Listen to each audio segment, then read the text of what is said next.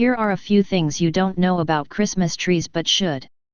When we're out looking for that perfect Christmas tree, we should take more time to look and think about what we are buying. Here is why.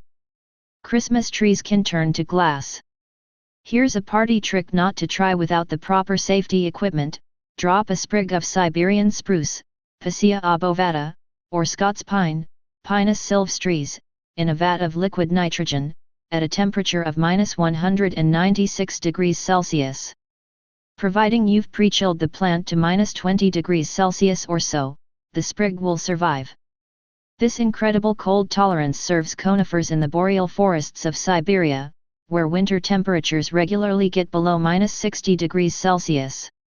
How these trees do it, though, is only partially understood, says Richard Strömbeck, a plant physiologist at the Norwegian University of Science and Technology. What seems most likely is that the tree tissue turns to glass. In this sense, the word glass means a solid without a crystalline structure, just like window glass, but made of sugars, protein and water molecules rather than silica. Once the molecules are in this glassy state, they can't move around, and that means they can't react, Strömbeck said. Essentially pre-frozen, the tree's metabolism drops to zero, and their cells aren't damaged by extreme cold. When winter approaches, trees also pull water from their cells to the surrounding tissue, so that the swelling ice crystals don't burst the cell walls. This process of cold weather preparation is called hardening, and trees appear to rely on a combination of the seasonal light cycle and temperatures to determine when to prepare. The exact mechanisms remain largely a mystery, Strömbeck said. Christmas trees are home to tarantulas. Far south of Siberia, on the other side of the world, Christmas trees and tarantulas go together like bread and butter. In the southern Appalachian Mountains of eastern Tennessee and North Carolina, in the U.S., the spruce fir forests above 1,645 meters in elevation are home to one of the world's tiniest tarantulas, the spruce fir moss spider, Microhexerum montivaga. At only 1/4 centimeter in length, these brown spiders are endangered and elusive. They live on only a handful of peaks, and even there, only in tiny communities. On one mountain in North Carolina, they're found on only a single rock outcrop and a nearby boulder, according to the U.S. Fish and Wildlife Service.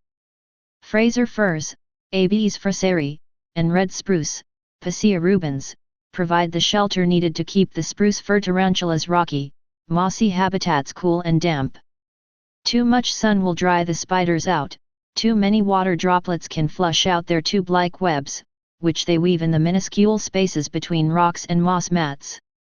Christmas trees are as tall as trees can get. Most of the Christmas trees scraping the ceilings of sitting rooms are a mere 10 years old or so. Given the right time and conditions, though, Christmas trees can become true behemoths. The tallest Douglas fir tree in the world, for example, rises 99.7 meters above the soft forest floor in Coos County, Oregon. It's the tallest non-redwood conifer in the world. The coast redwood, also an evergreen, is the tallest tree on record. Hyperion, a coast redwood in California's Redwood National and State Park, towers above all its kin at 115.55 meters in height. Trees likely can't get much taller, according to a 2004 study published in the journal Nature. At between 122 meters and 130 meters, the effects of gravity make it too difficult for a tree to push water any higher up through its tissues, the authors reported.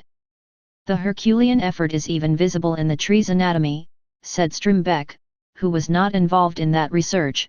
The cells in the needles at the tops of extremely tall trees are smaller than cells in needles lower down, because plant cell expansion is driven in part by water pressure. Christmas trees create their own ecosystem. A tree, as long as a soccer pitch is tall, is a world unto itself. It's like a different biome when you're at the top of the tree, said Brian French, a professional tree climber and co-founder of Ascending the Giants, a non-profit organization in Oregon, U.S. dedicated to measuring and preserving the world's oldest and largest trees. French and his co-founder and climbing partner Will Kumjian regularly ascend some of the biggest evergreens on the west coast of the U.S., including the Dorner fir, the record holder for tallest Douglas fir in the world. What they find is a layered world of life. For some of the tallest trees, the branches don't even begin until 30 or 60 meters up, French said, requiring crossbows or giant slingshots to set climbing ropes.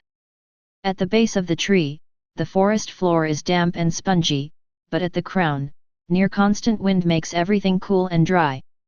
It just feels like a harsh environment, or like an unwelcoming environment sometimes, Kumjian said. Unwelcoming doesn't mean lifeless, however. The hollows and branches of giant evergreens provide shelter for birds such as the endangered spotted owl and mammals such as flying squirrels and red tree voles, which can live whole generations in one tree without ever touching the ground. Lichens that thrive only on old-growth trees provide winter forage for flying squirrels. In 2008, ascending the giant's climbers even discovered 2 clouded salamanders living in a cavity 76 meters above the ground in a Douglas fir. Younger, smaller trees are no substitute for these old, stately habitats. When we have these old, big trees, they offer places that take hundreds of years to establish, French said. Christmas trees may struggle with future climates. Christmas trees are quite adaptive, and capable of growing well outside their native range. The Fraser fir, native to only the highest peaks of the southern Appalachian Mountains in America, has become one of the most popular species for Christmas in North America. It is now grown by tree farmers in such far-flung spots as Michigan and Oregon in the US and has recently been introduced to the United Kingdom. Still, researchers worry about what climate change might mean for native evergreens. If winter temperatures don't get cold enough, some tree species might not get the necessary messages to wake up in time for spring, Strombeck said. Temperature might also affect growth. Researchers led by Howard Neufeld of North Carolina's Appalachian State University, US are using Christmas trees to test this very question. By measuring trees at tree farms of different elevations, Neufeld and his colleagues hope to gauge how cooler and warmer temperatures alter tree physiology. For example, the older the needle on a tree, the less effective it is at photosynthesis, converting sunlight into energy.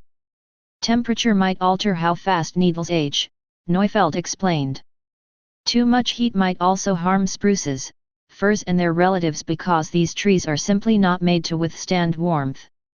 At about -2.8 degrees Celsius, photosynthesis slows, Neufeld said.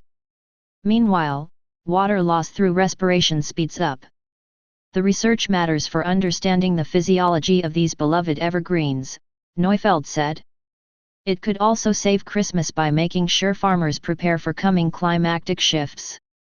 We at least get information for the Christmas tree farmers here about how elevation affects the growth of their trees, Neufeld said. Stay paranoid, my friends.